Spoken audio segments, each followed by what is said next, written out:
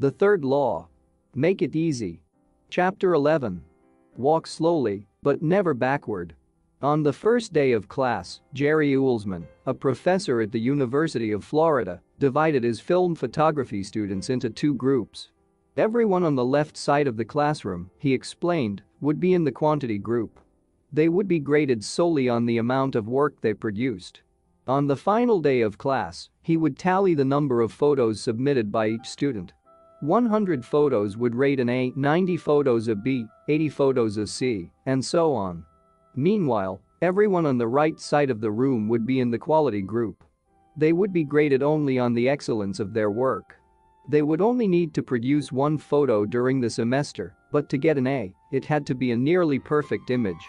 At the end of the term, he was surprised to find that all the best photos were produced by the quantity group. During the semester, these students were busy taking photos, experimenting with composition and lighting, testing out various methods in the darkroom, and learning from their mistakes. In the process of creating hundreds of photos, they honed their skills. Meanwhile, the quality group sat around speculating about perfection. In the end, they had little to show for their efforts other than unverified theories and one mediocre photo. It is easy to get bogged down trying to find the optimal plan for change. The fastest way to lose weight, the best program to build muscle, the perfect idea for a side hustle. We are so focused on figuring out the best approach that we never get around to taking action. As Voltaire once wrote, the best is the enemy of the good. I refer to this as the difference between being in motion and taking action. The two ideas sound similar, but they're not the same. When you're in motion, you're planning and strategizing and learning. Those are all good things, but they don't produce a result. Action, on the other hand, is the type of behavior that will deliver an outcome. If I outline 20 ideas for articles I want to write, that's motion. If I actually sit down and write an article, that's action.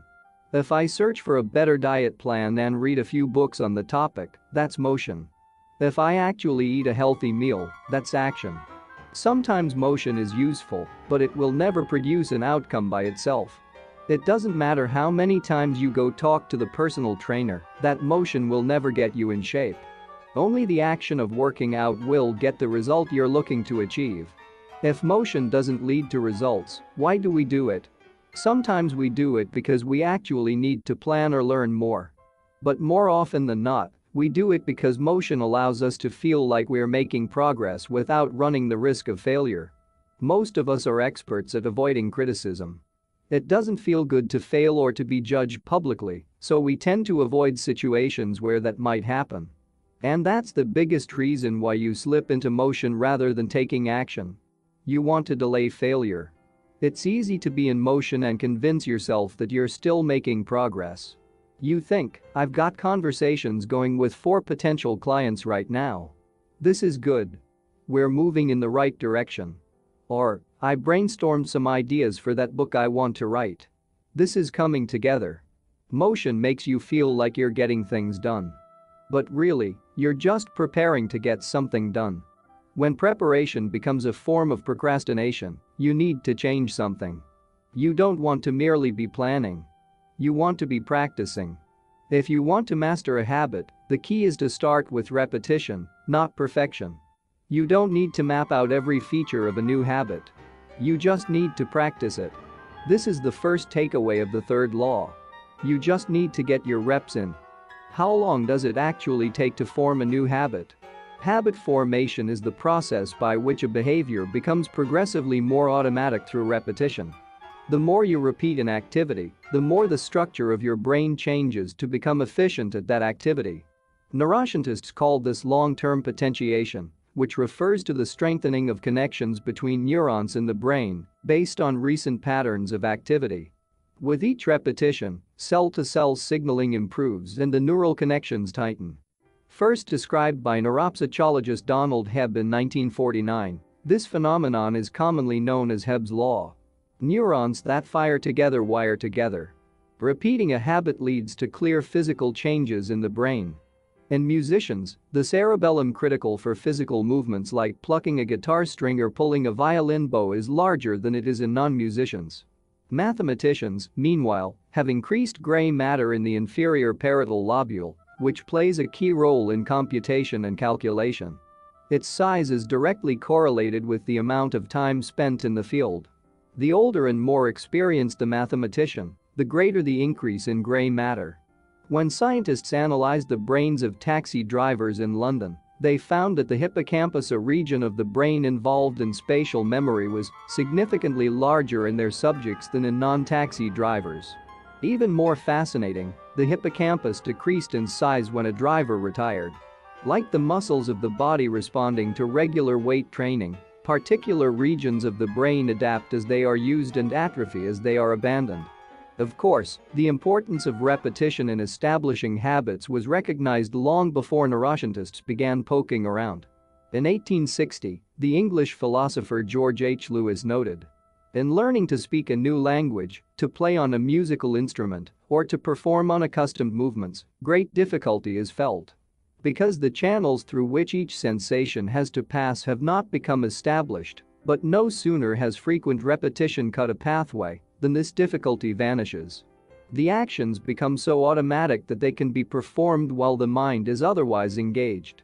Both common sense and scientific evidence agree. Repetition is a form of change. Each time you repeat an action, you are activating a particular neural circuit associated with that habit. This means that simply putting in your reps is one of the most critical steps you can take to encoding a new habit. It is why the students who took tons of photos improved their skills, while those who merely theorized about perfect photos did not. One group engaged in active practice, the other in passive learning. One in action, the other in motion. All habits follow a similar trajectory from effortful practice to automatic behavior, a process known as automaticity. Automaticity is the ability to perform a behavior without thinking about each step, which occurs when the non-conscious mind takes over. It looks something like this. The habit line. In the beginning, a habit requires a good deal of effort and concentration to perform. After a few repetitions, it gets easier, but still requires some conscious attention.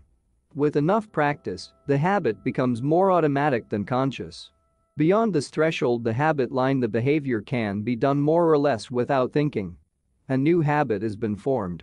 On the following page, you'll see what it looks like when researchers track the level of automaticity for an actual habit like walking for 10 minutes each day. The shape of these charts, which scientists call learning curves, reveals an important truth about behavior change. Habits form based on frequency, not time. Walking 10 minutes per day. This graph shows someone who built the habit of walking for 10 minutes after breakfast each day. Notice that as the repetitions increase, so does automaticity, until the behavior is as easy and automatic as it can be. One of the most common questions I hear is, how long does it take to build a new habit? But what people really should be asking is, how many does it take to form a new habit? That is, how many repetitions are required to make a habit automatic? There is nothing magical about time passing with regard to habit formation. It doesn't matter if it's been 21 days or 30 days or 300 days. What matters is the rate at which you perform the behavior. You could do something twice in 30 days or 200 times. It's the frequency that makes the difference.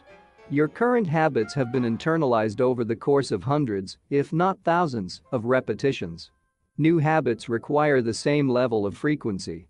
You need to string together enough successful attempts until the behavior is firmly embedded in your mind and you cross the habit line. In practice, it doesn't really matter how long it takes for a habit to become automatic. What matters is that you take the actions you need to take to make progress. Whether an action is fully automatic is of less importance. To build a habit, you need to practice it. And the most effective way to make practice happen is to adhere to the third law of behavior change. Make it easy. The chapters that follow will show you how to do exactly that. Chapter Summary. The third law of behavior change is make it easy. The most effective form of learning is practice, not planning. Focus on taking action, not being in motion. Habit formation is the process by which a behavior becomes progressively more automatic through repetition. The amount of time you have been performing a habit is not as important as the number of times you have performed it.